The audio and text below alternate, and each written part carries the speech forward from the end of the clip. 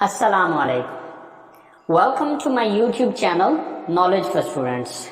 Students, today we are starting class number 30. And in today's class, we are starting the third branch of tenses, perfect.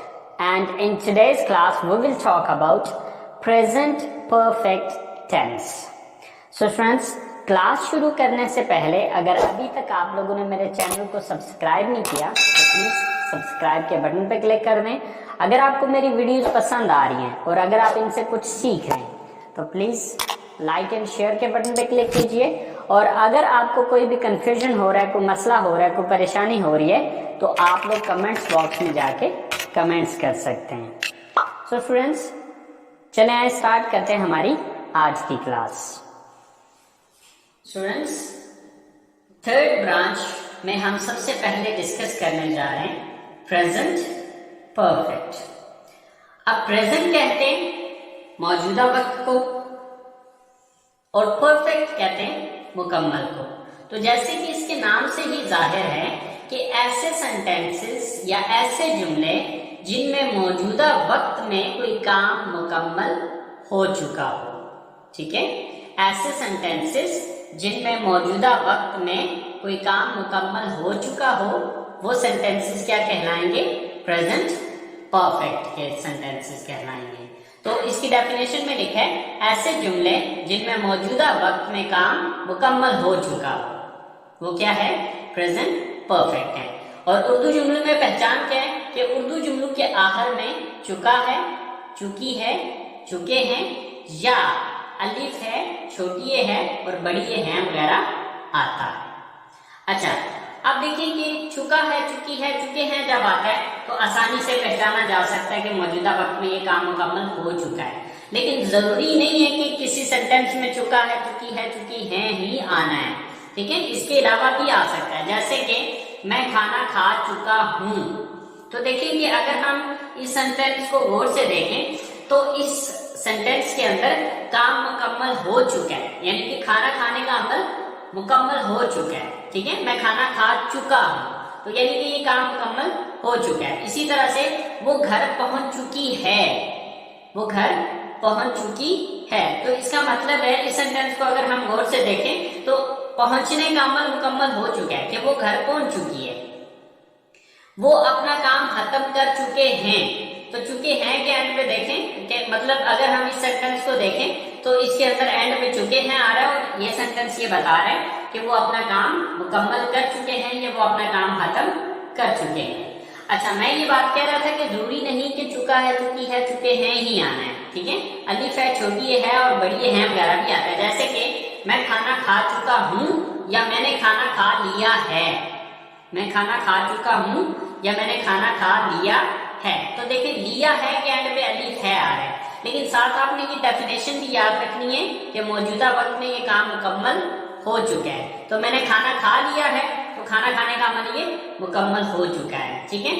तो इस तरह से अलिफ है, छोटी है, बड़ी है भी आ सकता है। और ये चीज याद रखनी है कि जरूरी नहीं है कि चुका है, चुकी है, चुके हैं ही आएगा, ठीक है। आपने सेंटेंस को ये देखना है कि मौजूदा वक्त में इस सेंटेंस के अंदर जो सेंस मिल रहा है वो काम मुकम्मल हो चुका है, ठीक है। मैंने अपना होमवर्क लिख लिया है, उसने चाय बना ली है, वो चाय बना चुकी है या उसने चाय बना ली है, बेसिकली मतलब दोनों का सेम ही है, सिर्फ अल्फाज दोनों के अलग अलग हैं, ठीक है।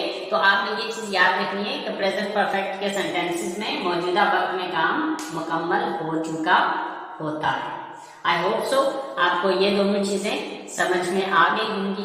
तो अब हम आते हैं अपनी स्ट्रक्चर की तरफ। सो स्टूडेंट्स, याद रखिएगा जिस तरह हमने कंटीन्यूअस टेंस को देखा था तो कंटीन्यूअस टेंस में हमारा जो मेन वर्ब था, मेन वर्ब आईएनजी फॉर्म में आ रहा था, ठीक है। लेकिन यहाँ पर आपने प्रेजेंट परफेक्ट क्या बल्कि परफेक्ट टेंस के अंदर तीनों यानी कि प्रेजेंट परफेक्ट, पास्ट परफेक्ट और फ्यूचर परफेक्ट के अंदर आप देखेंगे कि जो हमारा मेन वर्ब है वो थर्ड फॉर्म में आ रहा है, ठीक है। वो तीनों टेंसेस के अंदर थर्ड फॉर्म ही यूज हो रही होगी, ठीक है। तो इसकी स्ट्रक्चर हमारी क्या है? First of all subject plus has and have plus third form plus object and full stop, Okay, now we have to look at that where to use has and where to use have. अब हमें ये चीज देखनी है कि has को कहाँ पे यूज करना है और have को कहाँ पर यूज करना है. So students, if the subject is he, she, it and single name, okay, he, she, it and singular noun. Singular noun का मतलब है सिंगल से लफ्ज निकला सिंगुलर, यानी कि वाहिद नाम, कोई एक नाम. तो अगर सब्जेक्ट हमारा ही, शी, इट या सिंगुलर नाउन होगा तो वहां पर हम हैज का यूज करेंगे. And if the subject is I, we, you, they and plural noun, then we will use have. और अगर हमारा सब्जेक्ट जो है वो आई, वी, यू, दे या फिर जमा नाम, यानी कि दो या दो से ज्यादा नाम हुए तो फिर हम हैज नहीं बल्कि उसकी जगह हैव लगाएंगे. ठीक है, क्योंकि इन दोनों में से कोई एक चूज करना है. तो कैसे चूज करना है, वो सब्जेक्ट को देख लेना है कि सब्जेक्ट क्या है, फिर उस हिसाब से आपने इसका यूज करना है. सो आई होप सो यहाँ तक आपको बात समझ में आ चुकी होगी. तो चले आए, अब हम देखते हैं इसके सेंटेंसेस को जो कि हम उर्दू से इंग्लिश में ट्रांसलेट करते हैं. हमारे पास पहला सेंटेंस है, अली दाखिले के लिए इस कॉलेज में दरखास्त दे चुका है. सो सब्जेक्ट कौन है, अली. देन हैज या हैव, क्योंकि ये सिंगल नेम है, so with single name we use has. So Ali has. Then third form of the verb, तो यहाँ पर वर्ब क्या है, दरखास्त देना. तो दरखास्त देना की इंग्लिश होती है अप्लाई. तो अप्लाई की थर्ड फॉर्म होती है apply. So Ali has applied. Ali has applied. Ali ने किस चीज के लिए दरखास्त दी है, दाखिले के लिए, फॉर एडमिशन.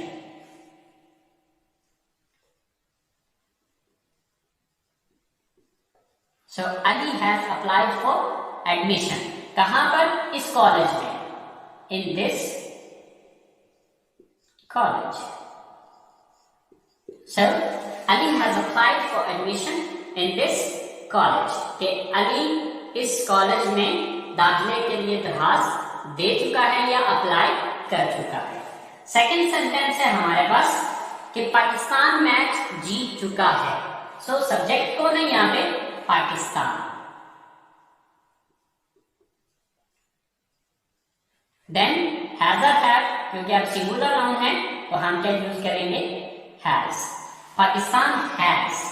अब क्या कर चुका है पाकिस्तान, मैच जीत चुका है. जीतना यहां पर वर्ब है, तो जीतना विन, तो इसकी थर्ड फॉर्म होती है von.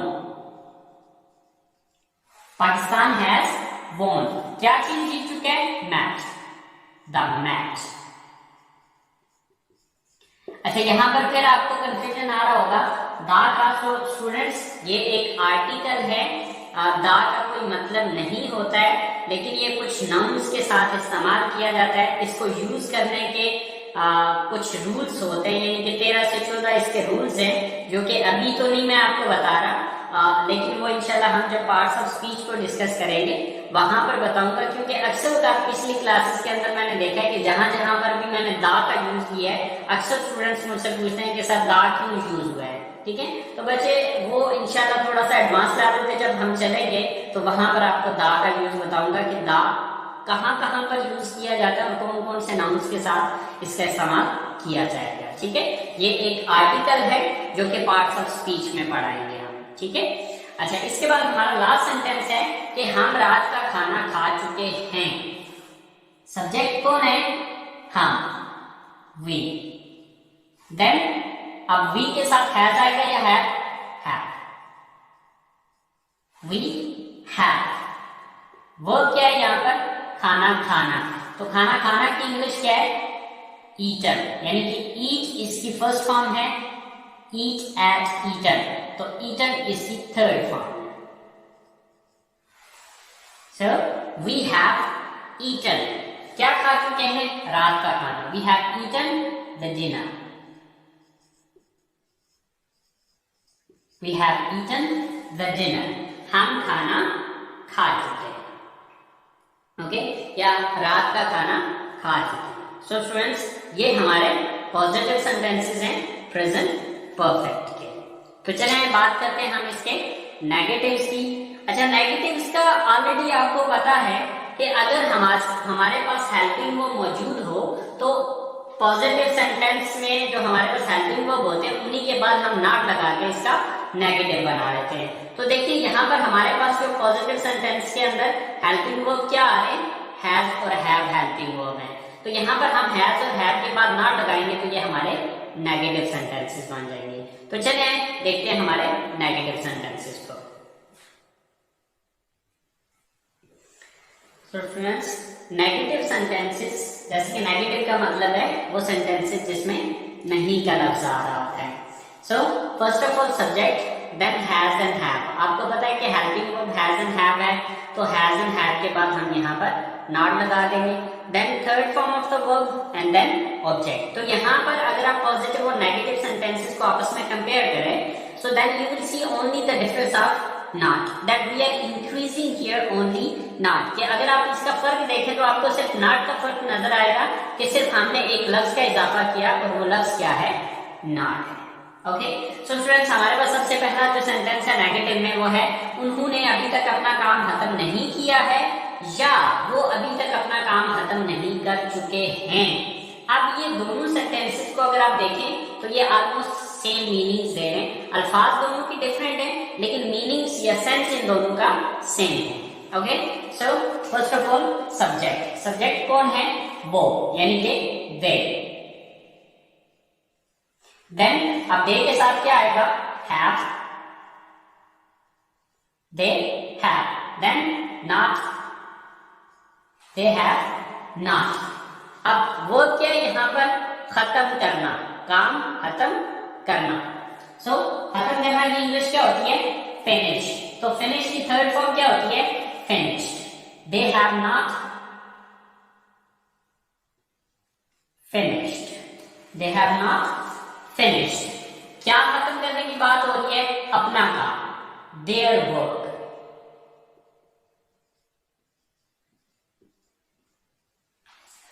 They have not finished their work. अभी तक, yet. Okay, yet, अभी तक. So they have not finished their work yet. वो अपना काम अभी तक खत्म नहीं कर चुके हैं या उन्होंने अभी तक अपना काम खत्म नहीं किया है। सेकंड सेंटेंस है वो अभी तक यहाँ नहीं पहुंची है या वो अभी तक यहाँ नहीं पहुंच चुकी है, सॉरी पहुंच चुकी है। सो सब्जेक्ट कौन है, वो, यानी कि वो एक लड़की है। So she. So with she we use has, she has. Then not, she has not. What is the verb here, यहां पर वर्ब क्या है, पहुंचना, रीच। पहुंचना की इंग्लिश क्या होती है, रीच।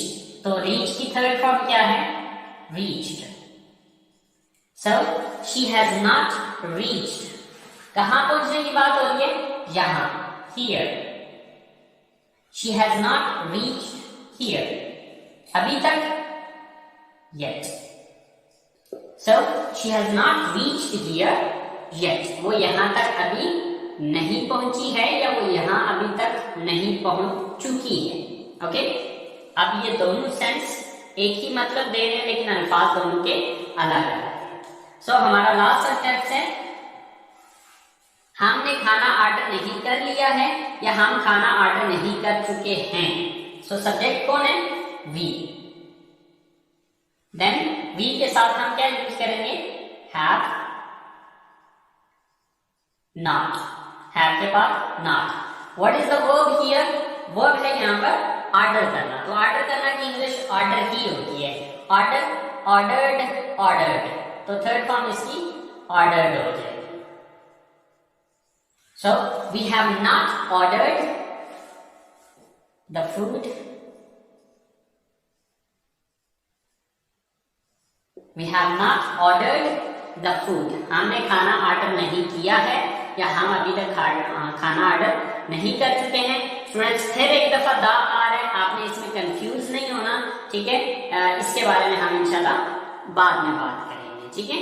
अगर आप नहीं भी लगाते तो कोई इश्यू नहीं है, फिर वक्त चल जाएगा, ठीक है, क्योंकि बेसिक लेवल पे अभी हम चल रहे हैं तो फिर वक्त आप दा को इग्नोर करें। ठीक है। तो ये हमारे नेगेटिव सेंटेंसेस बन गए प्रेजेंट परफेक्ट टेंस के।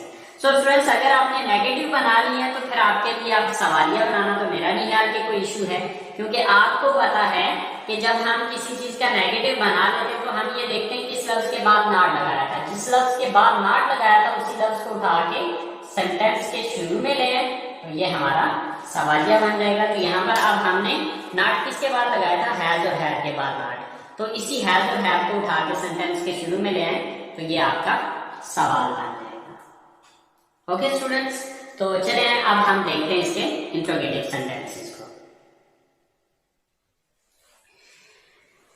स्टूडेंट्स, ये हमारे इंट्रोगेटिव सेंटेंसेस हैं। इंट्रोगेटिव्स मतलब सवालिया जुमले जिसके अंदर आप किसी से कोई सवाल कर रहे होंगे।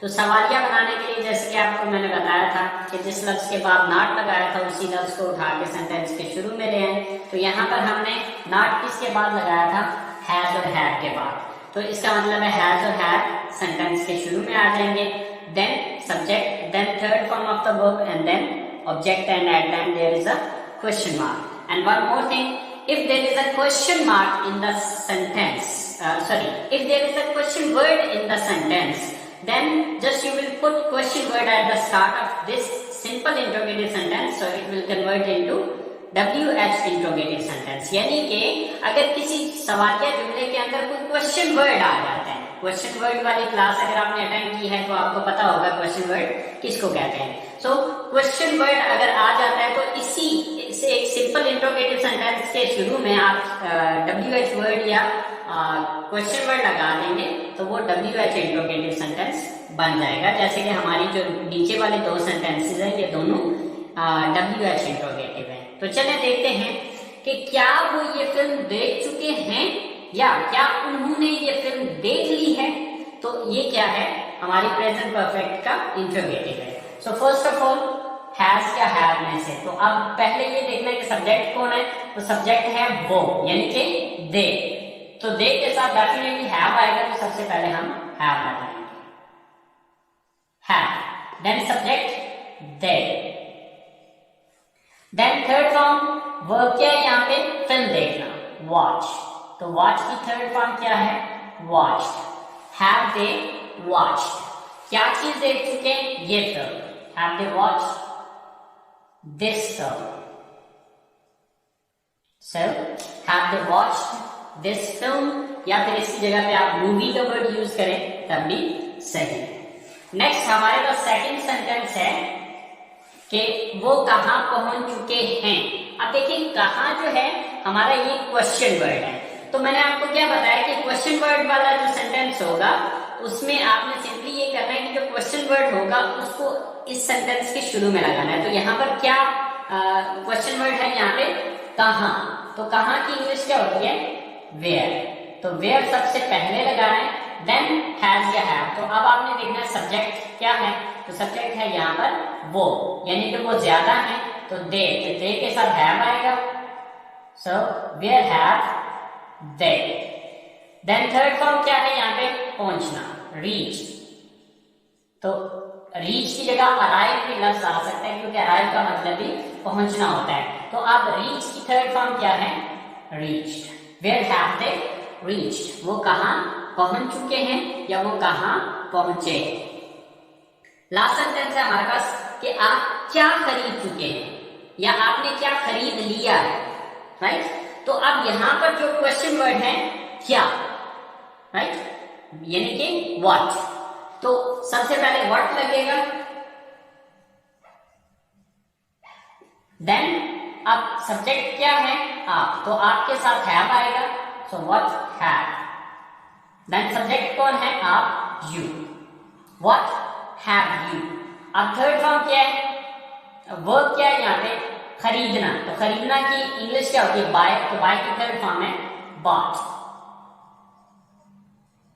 व्हाट हैव यू बॉट, आप क्या खरीद चुके हैं या आपने क्या खरीद लिया। सो स्टूडेंट्स, ये हमारा प्रेजेंट परफेक्ट टेंस है।